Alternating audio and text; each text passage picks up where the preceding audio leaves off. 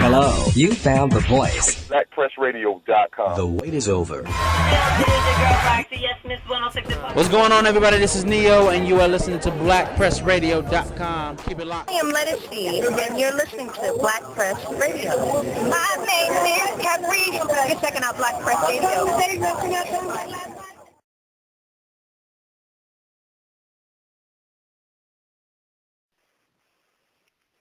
For blackpressradio.com, I'm DC Livers. Today we're talking about Nick Ashford of the famed group Ashford and Simpson.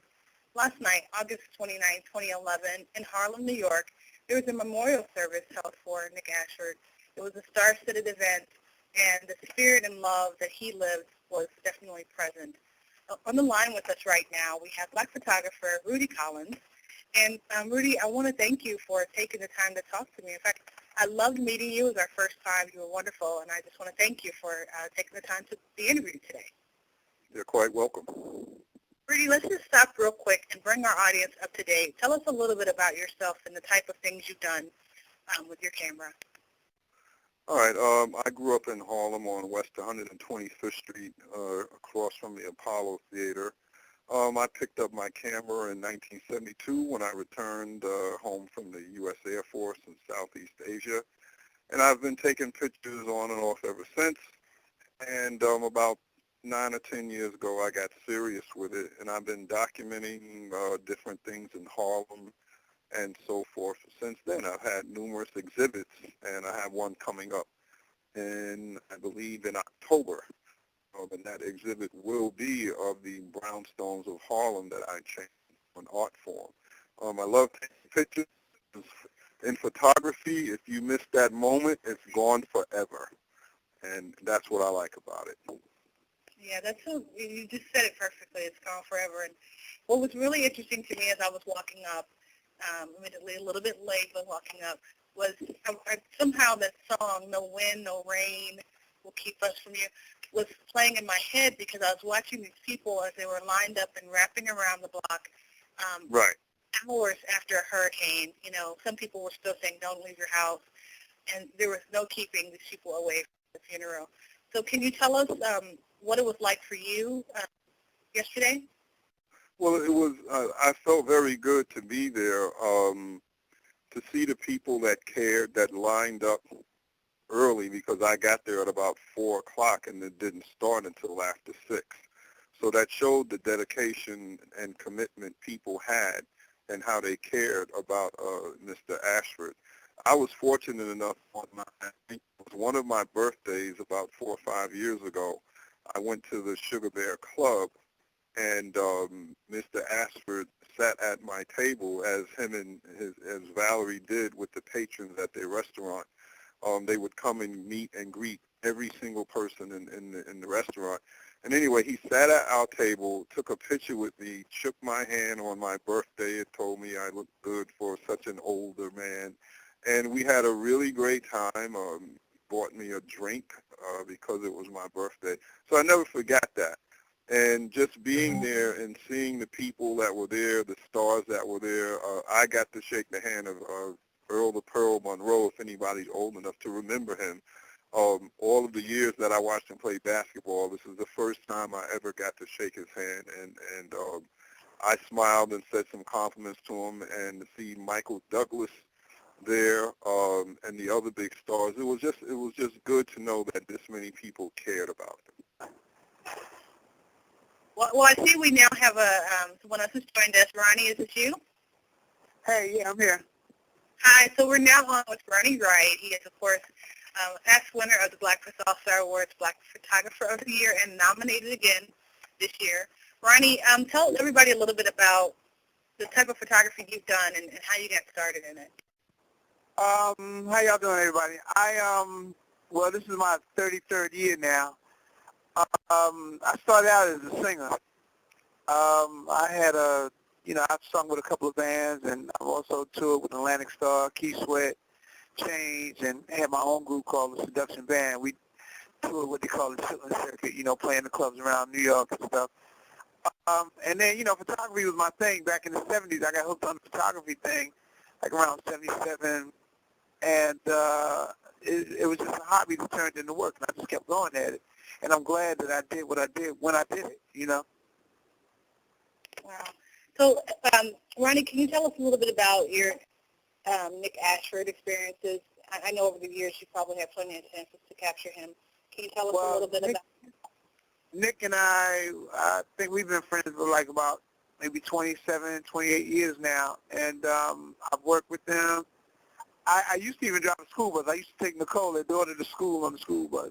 She went to a private school, and we just been friends for a long time, you know, in the music game. You know, I did pictures for him and Valerie a lot, and, you know, just great people, man. He was always, like a lot of people say, he was always warm and comfortable. I was there for opening night at 2020 when they opened that up. I was there for him when they went on the air at KISS FM the first time, and I frequent the Sugar Bar. It's been a long, nice relationship, and he's going to be totally missed. you guys both covered the memorial service last night. Can you tell us some of the people that you captured as they were entering or exiting the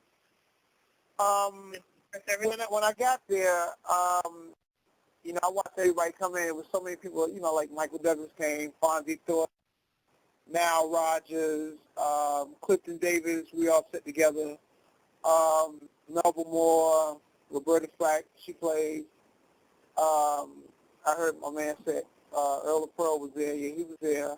There was so many people. I mean, it was such a wonderful thing. But the thing is that nobody from Motown showed up. Thank you. I don't know why. I didn't mean to interrupt. That's true. Wow. Real talk? I didn't see Barry Gordy. I didn't see Diana Ross, who should have been there, and you know, Valerie kickstarted her solo career. And, you know, Nick was very influential in her song.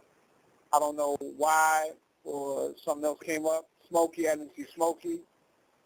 So, you know, that kind of, like, where's the compassion? Where's everybody that was there, you know, when it started, you know?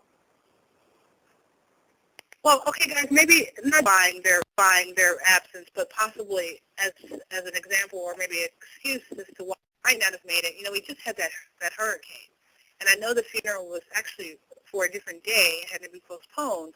Is it possible that maybe they were here for that and then couldn't stay? Well, you know, I'll let it be on the weather right now, but you know, it could have been a letter read or something like that, you know, just saying sorry for our absence or whatever. So I don't know, you know, what's going on with that. Marty, you were inside. You were inside the ceremony. Can you tell us a little bit about how it started? Did anyone sing? Did Valerie talk? Reverend kicked it off, and you know, they talked about Nick a little bit. We sung some spirituals, and you know, things like that happened. A wonderful occasion. Felicia Rashad got up and they read a little poetry thing, her and a couple other actresses. DJ Rogers was there. He did the benediction, which was fabulous. Who else? Freddie Jackson, he sung Ain't High Enough. Allison Williams joined in. It was just, you know, everybody was singing. It was like an uplifting experience thing. We had 3 pictures on stage and made us feel like he was sitting there with us, you know. I know his presence was in the house. And then, Rudy, what was it like for you outside of the venue? Were you capturing photos? Did you see any? Yeah, well, I was standing at the VIP door, and you know, I got some photos. Some of the coming in, Susan Taylor, Michael Douglas, and the other folks that Ronnie mentioned. And it was just exciting to be there because I in no way knew Mr. Ashford as well as Ronnie. But that night that he took to sit at our table and talk to us, you can feel that it was genuine. There was nothing phony about it. Very down. I felt that I was also paying my respects to him by just being there.